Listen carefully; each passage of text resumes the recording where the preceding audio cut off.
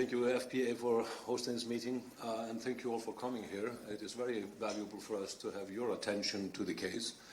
I want to emphasize that you not only look at the process in the courts here in the UK. It is abundantly clear, of course, that the process in the courts in the United Kingdom are corrupt. The case is rigged against Julian. As Stella mentions, it is evident from all the opportunities that the United States has been offered to amend their case when it was about to collapse. The judges here come out and they offer the opportunity to amend. I know these are harsh words and words that we usually have for courts in non-European countries, non-Western countries. But I've come to the opinion that that is absolutely the case. This is institutional corruption on a judicial level. Julian Assange is a political prisoner. It's abundantly clear.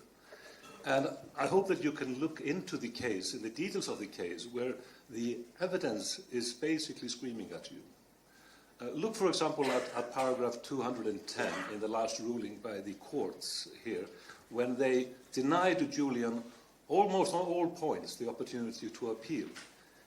Even all of those arguments were so strong that under normal circumstances he should be allowed to appeal.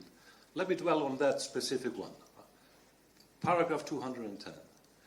This is where Julian argues, or Julian's lawyers argues on his behalf, that it should be abundantly clear that you cannot extradite an individual to a country whose secret service has drawn up plot to kidnap or assassinate the individual. And this has been made known in stories that have not been refuted, which have been confirmed.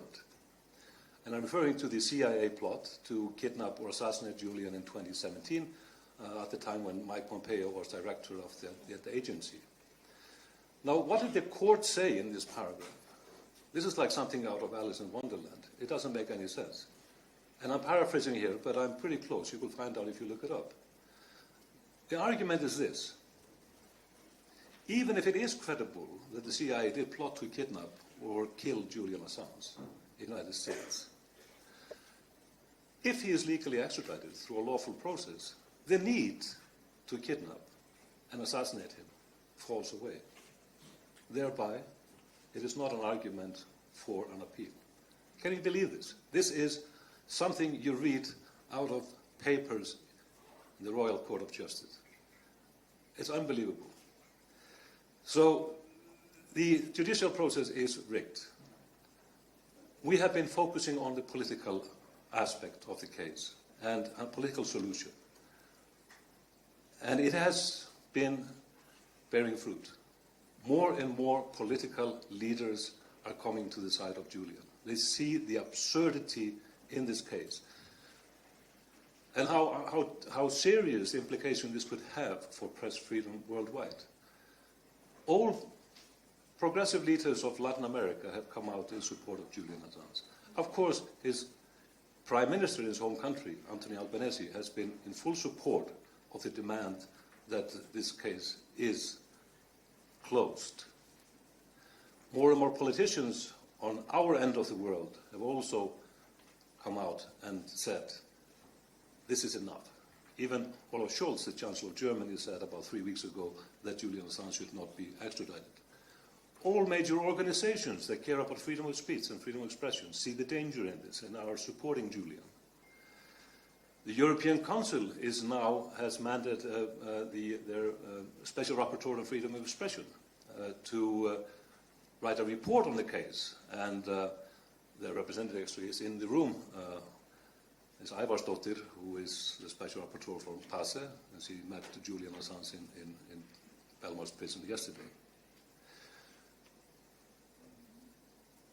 But it's important that the focus is on the court to expose how crooked this case is.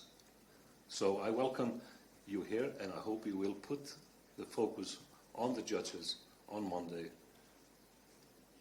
because they need scrutiny, definite scrutiny, and it is a knowledge of the case that creates the outrage that possibly will lead to the right outcome, that he walks free. Thank you, Kristinn.